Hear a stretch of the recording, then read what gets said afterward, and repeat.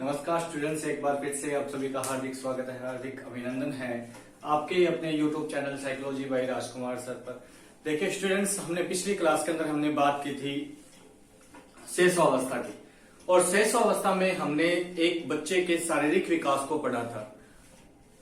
हमने बात की थी सबसे पहले शारीरिक विकास की, और हमने शैशवावस्था की कुछ विशेषताओं की बात की थी और उसके उपनाम की बात की थी।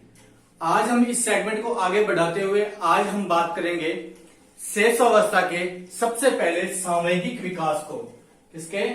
शैशवावस्था। देखिए कौन सी अवस्था चल रही है हमारी? वह चल रही है शैशवावस्था। चल कौन सी रही है? शैशवावस्था। और बात करेंगे आज हम किसकी? सामयिक विकास की। किसके? शैशवावस्था के।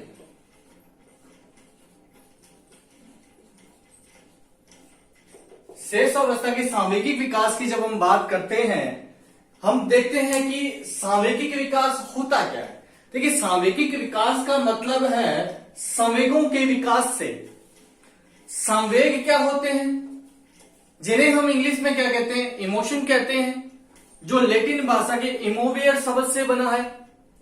इमोवेयर शब्द का अर्थ क्या होता है? उत्तेजित होना, यानी कि किसी भी स्थिति के अंदर उत्तेजित होना, या हम ये कह सकते हैं कि उत्तेजित होने की जो दशा है हमारी, वो क्या कहलाती है? हमारी संवेग। वो क्या कहलाता है? वो संवेग कहलाता है। देखिए संवेगों को समझने के लिए मैं आपको एक छोटी सी बात बताता हूं कि संवेग क्या है। देखिए एक आपने सुना होगा भावना, सुना होगा भावना का अर्थ, नाम सुना होगा भावना, सुना है कि भावना है। फिर आपने ये भी सुना होगा कि संवेग, फिर आपने ये भी सुना होगा मूल प्रवृत्ति। इन तीनों के बारे में आपने सुना होगा। अब देखते हैं कि इन तीनों का अर्थ क्या है। देखिए इन तीनों का अर्थ होता है विचारों से। क्या होता है? विचारों से। इन तीनों का अर्थ क्या होता है? विचारों से होता है। तो देखिए जब कोई विचार आपके मन में है या आपके मस्तिष्क में है, ठीक है ना, तो हम कहते हैं ये हमारी भावना है किसी चीज को लेकर। हम सोचते हैं भगवान के लिए हमारी भावना है कि हम इनके लिए इतना कुछ कर रहे हैं, ठीक है ना, हम इस व्यक्ति के लिए मेरी भावना है। तो वो क्या है? वो भावना क्या है? वो आपके मन में है। किसमें है? मन में। यानी कि भावना क्या होती है?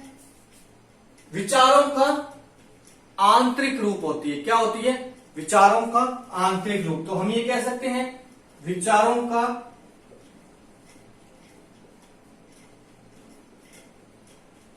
आंतरिक रूप क्या है? भावना है। विचारों का आंतरिक रूप क्या है? भावना है। और जब ये विचार भारी रूप में आपको नजर आने लग जाए, जब ये विचार भारी रूप में नजर आने लग जाए, तो क्या बन जाते हैं? वो संवेग। यानी कि संवेग क्या है? विचारों का बाह्य प्रकाशन, या हम ये कह सकते हैं विचारों का बाहरी रूप क्या है? आपके संवेग हैं। विचारों का बाहरी रूप क्या है? आपके संवेग है। और जब ये बाहरी रूप में नजर आने लग जाए और इन विचारों के जरिए आप अगर कोई क्रिया करें, उस विचार के साथ अगर आप कोई क्रिया करते हैं, तो वह क्या है? मूल प्रवृत्ति होती है। यानी कि विचारों का क्रियात्मक रूप। विचारों का क्रियात्मक रूप क्या कहलाती है? आपकी मूल प्रवृत्ति कहलाती है। अब देखिए अब क्या है? अब होगा, देखिए सबसे पहले आप किसी व्यक्ति के बारे में ये सोच रहे हैं, किसी व्यक्ति पर आपको गुस्सा आया, मान लीजिए किसी पर गुस्सा आया। अब क्या कर रहे हैं आप? मन ही मन उसे क्या दे रहे हैं? गालियां दे रहे हो ना। मन ही मन किसी को हम गालियां देते रहते हैं। तो वो क्या? उस व्यक्ति को लेकर हम व्यक्ति के बारे में सोचते हैं कि यार ये व्यक्ति ऐसा है, ऐसा, मतलब उसके बारे में बुरा भला जो भी है हम उसके मन में उसको बाहर से कहने की हमारी इतनी हिम्मत नहीं होती है, तो हम क्या मन ही मन उसको क्या कहते रहते हैं, बुरा भला कहते रहते हैं। तो वो क्या आपकी भावना है उस व्यक्ति को लेकर। और जब आपका वो क्रोध, मान लीजिए किसी पर क्रोध आया और अगर वो क्रोध बाहर निकलकर आपके चेहरे से या आपके अंगों से प्रदर्शित होने लग जाए, अंगों से प्रदर्शन जिसका होने लग जाए अगर क्रोध का, तो वह क्या बन जाता है, आपका संवेग बन जाता है। और इस संवेग के साथ में हमेशा क्या जुड़ी होती है, एक मूल प्रवृत्ति जुड़ी होती है। क्या जुड़ी होती है, एक मूल प्रवृत्ति, एक मूल प्रवृत्ति जुड़ी हुई होती है। और जब ये गुस्से का अगर आपने कोई क्रियात्मक रूप किया, यानी कि आपने उसको मारना चाहा या आपने उसको डांटा जोर से या उसकी तरफ भागे मारने के लिए, यानी कि अगर आपने गुस्से में उसको थप्पड़ मार दिया तो वो आपका क्या होगा, क्रियात्मक रूप होगा, होगा कि नहीं होगा। युद्ध करना चाहा उसके साथ में तो वो क्या है, आपका क्रियात्मक रूप है। क्या है, क्रियात्मक रूप है आपका, क्या है, क्रियात्मक रूप। समझ में आया। क्रोध है अगर मन में है तो वो क्या है, भावना कहलाएगी। अगर क्रोध ये बाहर निकलकर आपके अंगों से प्रदर्शित होने लग जाए तो क्या है, संवेग। और संवेग यानी कौन सा निकला यहां से, क्रोध संवेग निकला। और क्रोध के साथ में कौन सी मूल प्रवृत्ति जुड़ी होती है सर, क्रोध के साथ युद्धुच्छा जुड़ी होती है। कौन सी, युद्धुच्छा जुड़ी होती है, यानी कि युद्ध करने की इच्छा, युद्ध की इच्छा। यानी कि आप अगर युद्ध करना चाहेंगे उसके साथ में, यानी लड़ाई करना चाहेंगे क्रियात्मक रूप में, तो वो क्या है, आपका मूल प्रवृत्ति कहलाएगी। तो बात समझ में, मूल प्रवृत्ति क्या है, भावना क्या है, संवेग क्या है। संवेग समझ में आया। संवेग क्या है, भारी प्रकाशन विचारों का, जो आपके संवेगों के अंदर क्या होता है, संवेगों में केवल विचार ही नहीं प्रकट होते, हमारे शरीर में परिवर्तन भी नजर आते हैं। यानी कि गुस्से के अंदर आप किसी व्यक्ति को देखना, उसकी पुतलियों का साइज क्या हो जाता है, बड़ा हो जाता है, रोंगटे उसके खड़े हो जाते हैं, आंखें लाल हो जाना, ये सब क्या है, ये क्या संवेग को प्रदर्शित होने के, मतलब ये दिखाता है हमें कि उसमें व्यक्ति में कोई संवेग प्रकट हो रहा है। और वो संवेग कौन सा है, गुस्सा। अगर मान लीजिए कोई व्यक्ति को शर्म आ रही है या कुछ शर्मा रहा है बच्चा, तो वो क्या है, उसमें रोंगटे खड़े होना, इस प्रकार से क्या होता है, हमारे जिसे बह के अंदर क्या होता है, बह के अंदर हमें डर लगता है, कंपी उठ जाती है। तो वो सब चीजें क्या है, वो संवेग है। संवेगों में केवल विचार ही नहीं होते, संवेगों में हमारे शरीर में परिवर्तन भी नजर आते हैं। और उन्हीं परिवर्तनों को देखकर ही हम बता सकते हैं कि किसी व्यक्ति में संवेग का प्रदर्शन हो रहा है। ठीक है ना, ये बात हुई भावना, संवेग और मूल प्रवृत्ति। अब बात करेंगे हम शेषावस्था में सांवेगिक विकास कैसे होता है एक बालक का। तो देखिए,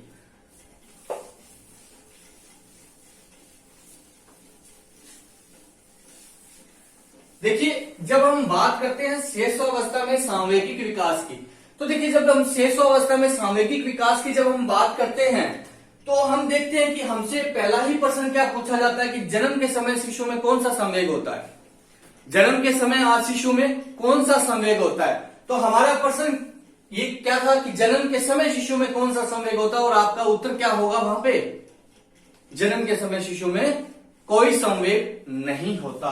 क्या होता है, पहली बात क्या याद रखनी है आपको कि जन्म के समय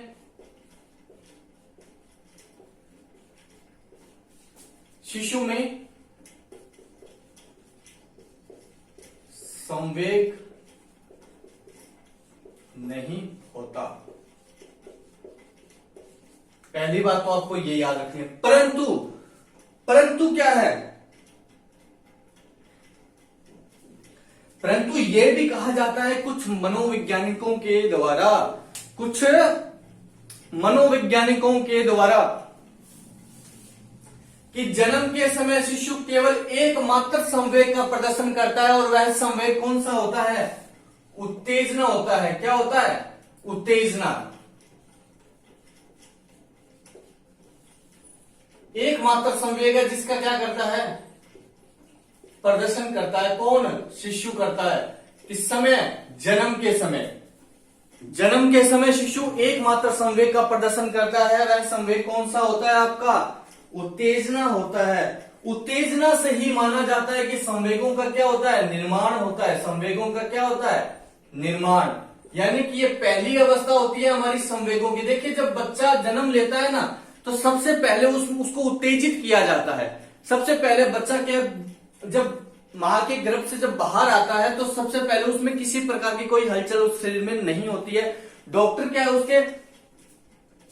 उसे कोई चीज चुभाकर या उसे मारकर, उसके पैरों पे मारकर या उसकी पीठ पे मारकर उसमें क्या करता है, उत्तेजना जागृत करता है। और वह उत्तेजना ही क्या एक संवेग का रूप लेती है। और उस उत्तेजना से ही धीरे धीरे क्या होता है, संवेगों का निर्माण शुरू हो जाता है। यानी कि पहला संवेग जो उसमें प्रकट करवाया जाता है वह संवेग कौन सा होता है, उत्तेजना होता है। तो आपको यह बात याद रखनी है कि जन्म के समय शिशु में संवेग तो नहीं होता, परंतु एकमात्र संवेग का वह प्रदर्शन जरूर करेगा, जिसका नाम क्या है, उत्तेजना। और यह भी कहा जाता है कि जन्म के समय जब शिशु के अंदर संवेग उत्तेजना प्रकट होता है तो ये जो संवेग है वो कैसे चलते हैं, कैसे चलेंगे ये संवेग, ये संवेग उत्तेजना से शुरू होकर, यानी कि ये सकारात्मक से नकारात्मक की ओर और नकारात्मक से सकारात्मक की ओर बढ़ते हैं। जो संवेग होते हैं हमारे वो सकारात्मक से नकारात्मक की ओर बढ़ते हैं। तो आपको ये याद रखना है। देखिए एक मनोवैज्ञानिक और हुए जिनका नाम था बिर्जेस। क्या नाम था, बिर्जेस। देखिए बिर्जेस ने सबसे पहले यह बात कही कि जन्म के समय शिशु में क्या संवेग होता है, संवेग उत्तेजना होता है। जन्म के समय शिशु में कौन सा संवेग होता है, उत्तेजना होता है। तो देखिए इसने अलग अलग वर्षों में अलग अलग संवेग बताए बिर्जेस ने कहा कि जन्म के समय शिशु में कौन सा संवेग होता है, उत्तेजना या काम।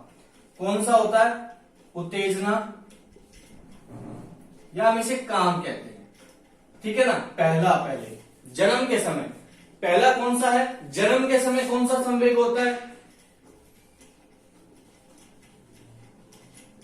उत्तेजना या काम।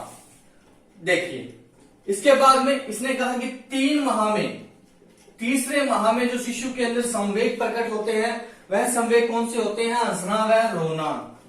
3 माह का शिशु क्या करता है, हंसता है और रोता है। रोकर वो अपने संवेगों का क्या करता है, प्रदर्शन करता है। आपको नजर आएगा कि बच्चा खुश है या दुखी है। ये क्या है, संवेग प्रदर्शन की एक क्रिया है। क्या है, 3 माह का जो शिशु होगा वो हंसकर या रोकर आपको संवेग क्या करेगा, प्रदर्शित करेगा। अब देखिए जब 3 माह की बात होगी, 3 माह के बाद में बिर्जेस ने कहा कि जो 6 माह का बालक होगा ना, 6 माह के बालक में कौन से संवेग प्रकट होंगे, 6 माह के बालक के अंदर भय और क्रोध, भय और क्रोध, ये 2 प्रकार के उसके अंदर क्या होंगे, संवेग प्रकट होंगे। 6 माह के बालक को भय रहेगा किसी चीज से, क्रोध आएगा उसको। जब उसके हाथ से कोई चीज छीनोगे ना तो वो बहुत गुस्सा होगा। तो इस प्रकार से 6 माह का जो शिशु है वो भय और क्रोध संवेग प्रकट करता है। उसके बाद में 1 वर्ष के अंदर, 1 वर्ष में, देखिए 1 वर्ष में जो शिशु है वह कौन सा संवेग प्रकट करता है, 1 वर्ष में प्रेम और उल्लास। कौन सा, प्रेम और उल्लास, ये संवेग वो प्रकट करता है। फिर 1.5 वर्ष में, 1.5 वर्ष में ईर्ष्या, घृणा, ठीक है ना, ईर्ष्या, घृणा और चिंता, ये 3 प्रकार के संवेग क्या है वो 1.5 वर्ष में प्रदर्शित करता है, ठीक है ना। उसके बाद में बालक 2 वर्ष में, कौन से, 2 वर्ष में।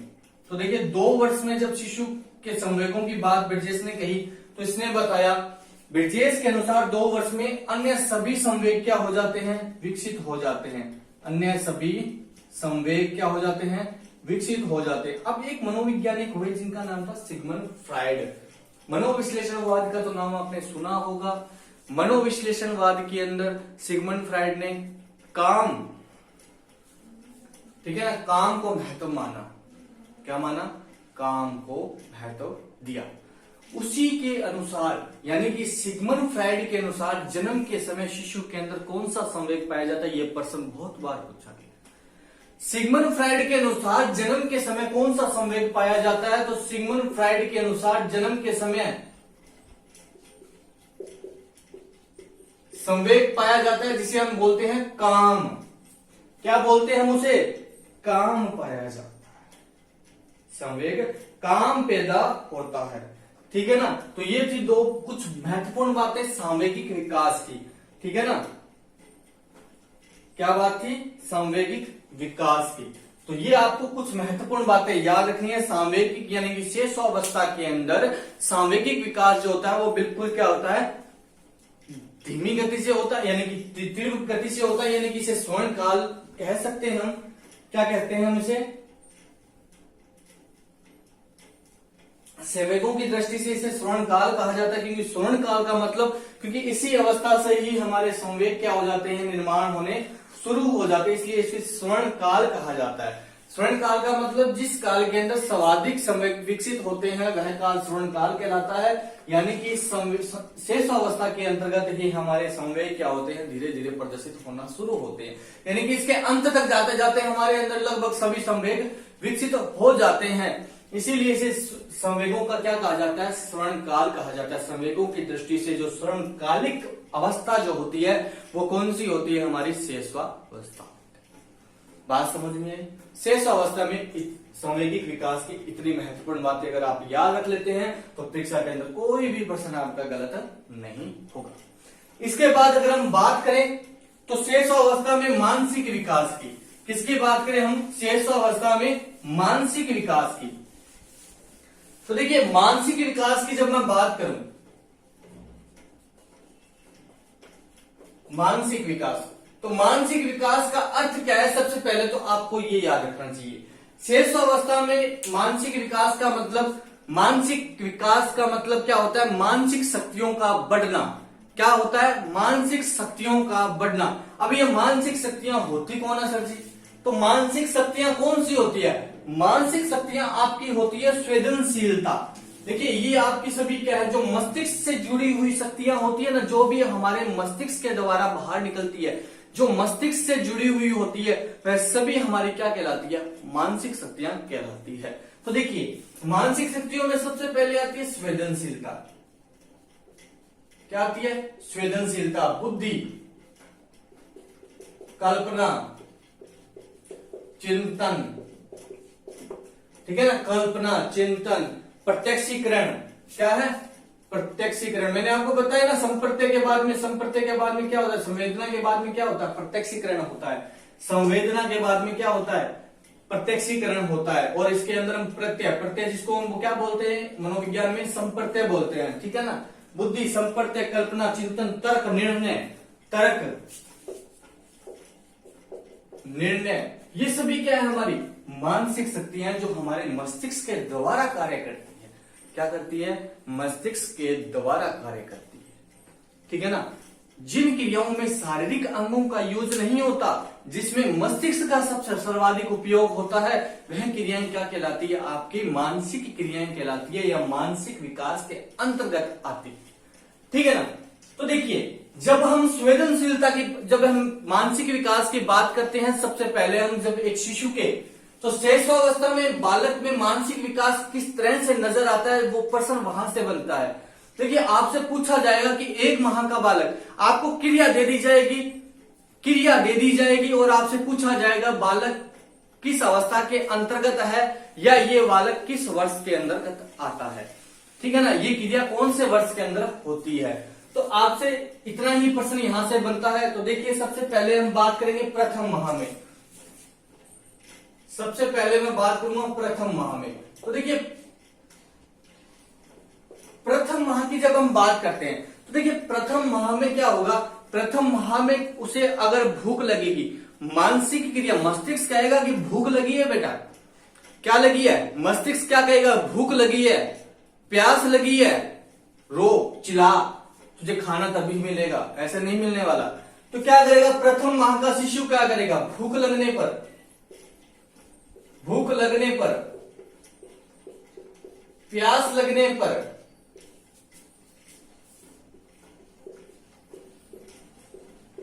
या अन्य कोई शारीरिक आवश्यकता होने पर,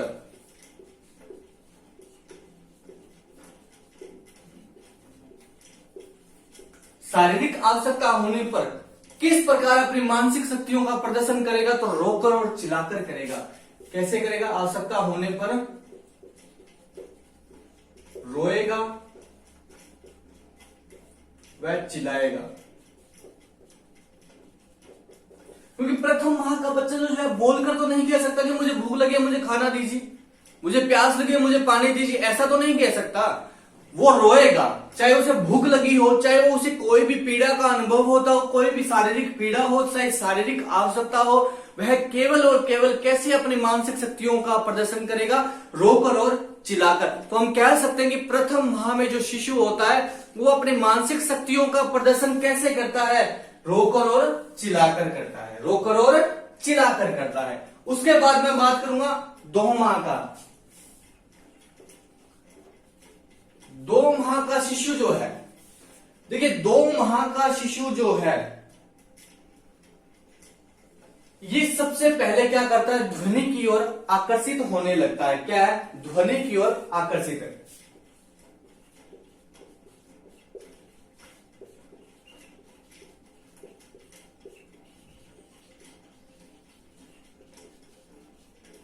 पहली बात क्या होगी? ध्वनि। आप रूम में बच्चा सो रहा है, आप जाइए, कोई भी चीज हल्की सी आवाज कीजिए, बच्चा झट से आपकी ओर देखेगा, झट से आपकी ओर देखेगा, ठीक है ना? तो वो क्या हो रहा है? कोई भी आवाज, आप उसको उसके नाम से कुछ भी आप उसको बुलाइए, जोर से आप बोलिए कुछ भी उसको नाम से, तो वो आपकी ओर झट से देखेगा। यानी कि कोई भी ध्वनि पहचान नहीं रहा वो किस चीज की ध्वनि है, केवल उस ध्वनि की ओर वो क्या हो रहा है? आकर्षित हो रहा है। क्या हो रहा है? आकर्षित हो, ध्वनि की ओर आकर्षित होकर वस्तुओं को ध्यान से देखने लगता है। क्या देखने लगता है?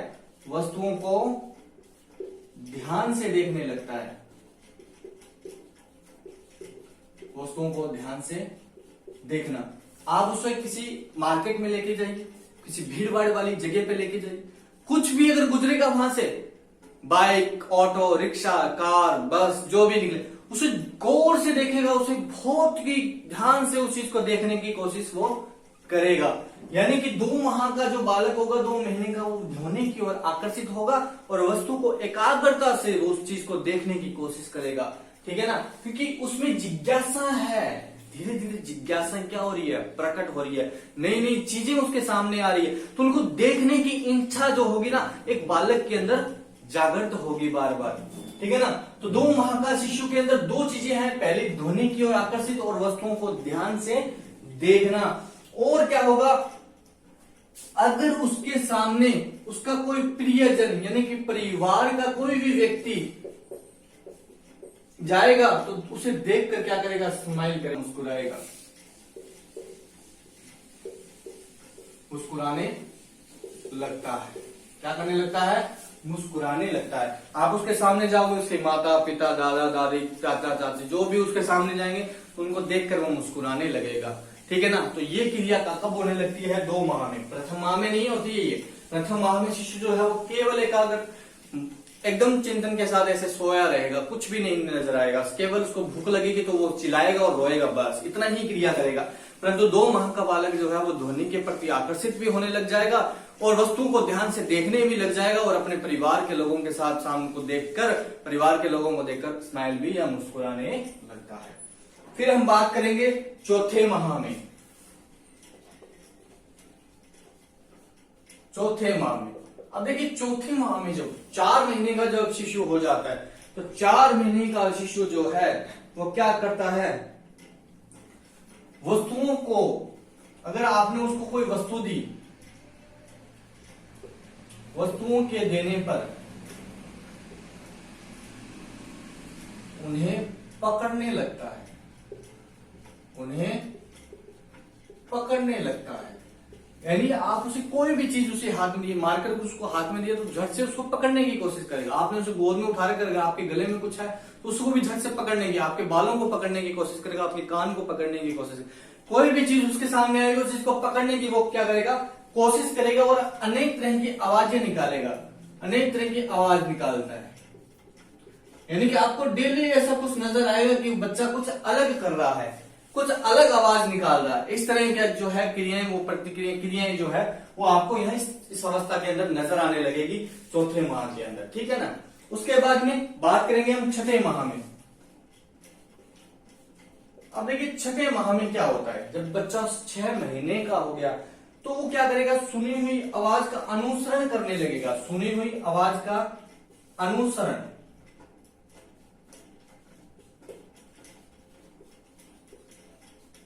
आवाज का अनुसरण करने लगेगा। अनुसरण का मतलब, अगर आपने उसको जोर से आवाज उसके नाम से अगर आपने उसको पुकारा तो वो आपकी ओर देखेगा, ठीक है ना, वो आपकी ओर देखेगा भी और आपका अनुसरण भी करेगा। क्या करेगा, अनुसरण भी करेंगे। आप उसको कुछ कहोगे ना तो 6 माह का जो शिशु है वो अनुसरण करने लगता है, नकल करने लगता है, ठीक है ना, अनुसरण करने लगता है या नकल करने लगता है और अपना नाम समझने लगता है। आप उसे कोई भी नाम से पुकारोगे ना तो अपने नाम समझने लगेगा, नाम समझने लगता है। आपने उसका कोई भी नाम अगर आपने उस बच्चे का रखा है ना, ठीक है ना, उस बच्चे का अगर आपने कोई भी नाम रखा है तो वो अपना नाम, अगर आपने उसका नाम अगर लिया तो झट से आपकी ओर देखेगा और स्माइल करेगा, मुस्कुराएगा भी और वस्तुओं को पहचानने लगेगा। अपनी और पढ़ाई के अंदर वो भेद करने लगेगा, वस्तुओं को पहचानने। अगर उसका कोई खिलौना है ना तो उसको झट से पहचान लेगा कि ये मेरा है, इसे हाथ मत लगा लेना, ठीक है ना। तो ऐसा वो क्या करने लग जाता है, छठे माह में शिशु वस्तुओं को पहचानने लगता है। फिर हम बात करेंगे 8वें माह में। 8वें माह में, 8वें माह में जो शिशु है वो क्या करता है, 8वें माह में रुचि की वस्तु व खिलौनों को लेना चाहता है। अगर उसे कोई चीज पसंद आ जाती है ना दूर से, रुचि की वस्तु व खिलौनों को लेना चाहता है। आप उसे अगर कहीं लेकर जाएंगे, किसी और बच्चे के हाथ में कोई खिलौना देख पसंद आ गया तो उसे वो लेने के लिए जोर जोर से रोएगा, चिल्लाएगा, ये मुझे चाहिए, ये मुझे लाकर दो, ठीक है ना। तो 8वें माह में शिशु जो है वो अपनी पसंद की चीज और कोई खिलौना अगर किसी बच्चे के साथ देख लिया तो उस खिलौने को लेने की कोशिश करेगा, ठीक है ना, कब, 8वें माह में। और अगर उसका खिलौना अगर किसी ने ले लिया तो भी वो क्या करेगा, रोएगा, चिल्लाएगा। अगर मान लीजिए उसका कोई खिलौना है तो वो उसके लिए क्या है, बहुत जरूरी है, रुचि पर है उसके लिए। उसका खुद का खिलौना अगर किसी ने ले लिया, अगर आपने किसी बच्चे को उसका खिलौना खेलने के लिए दे दिया 5-10 मिनट के लिए, तो वो तो पूरा आसमान सर पे उठा लेगा, यानी कि वो रोएगा, चिल्लाएगा जोर से, मुझे मेरा खिलौना वापस लाके दीजिए, ठीक है ना। तो अपनी वस्तुओं को किसी और को देने पर भी रोएगा और अगर किसी और के हाथ में कोई और चीज उसे पसंद आ गई तो उसे देखकर भी वो क्या करेगा, रोएगा, उसे लेने की कोशिश करेगा, ठीक है ना। इसके बाद मैं बात करूंगा 10वें माह में। कब, 10वें माह में। 10वें माह में शिशु क्या करता है, देखिए शिशु घुटनों के बल, देखिए सबसे पहले बच्चा क्या करता है, सीधा पैरों पे तो नहीं चलना प्रारंभ होता। 10वें माह में शिशु जो है वो घुटने के बल चलने लगता है। सबसे पहले वो घुटने के बल चलेगा, घुटने के बल चलेगा।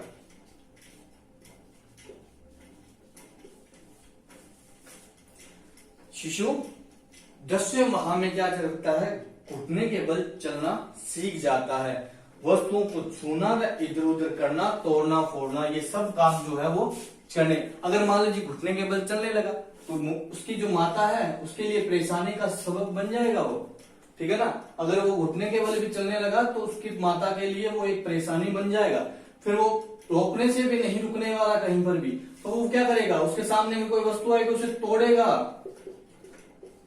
फोड़ेगा उसे, ठीक है ना, उधर उधर वस्तुओं को करने लग जाता है। तो 10वें माह में शिशु जो है वो शरारती हो जाता है थोड़ा, ठीक है ना, घुटने के बल चलने लगता है। तो अगर आपको एक चीज और मैं बता दूं तो आपकी यहां तक तो आपने पढ़ लिया कुछ क्रियाओं को, ठीक है ना, कुछ क्रियाओं को हमने पढ़ लिया। अब अगर मैं बात करूं कि जो आपकी औपचारिक शिक्षा प्रारंभ होती है ना एक शिशु की, वो कौन से वर्ष में होती है, तो वो 5वें वर्ष में प्रारंभ होती है। औपचारिक शिक्षा जो है एक शिशु की 5वें वर्ष में प्रारंभ होती है, क्योंकि 5वें वर्ष के अंदर उसे लगभग उसमें सभी संवेगों का क्या हो जाता है, विकास हो जाता है, मानसिक शक्तियों का परिपूर्ण रूप से विकास हो जाता है। तो इसलिए 5वें वर्ष के अंदर क्या होता है, शिशु को शिक्षा प्रारंभ की जाती है। 4 चौथे वर्ष में उसकी अनौपचारिक शिक्षा और 5वें वर्ष में उसकी औपचारिक शिक्षा। और 10वें माह में जो शिशु है वो एक सार्थक शब्द भी बोलने लग जाता है। एक सार्थक शब्द, पहला शब्द जो है वो 10वें माह में जाकर बोलता है बच्चा। 10वें माह में वो पहला कुछ शब्द बोलने, पहले एक एक दो दो टूटे फूटे शब्द वो बोलने लग जाता है, टूटे फूटे शब्द बोलने लगा। और 14 माह का जो शिशु होता है ना, 14 माह का शिशु वो लगभग बोलने लग 20 से 25 शब्द या 15 से 20 शब्द वो क्या है या बोलने लगता है इस अवस्था में।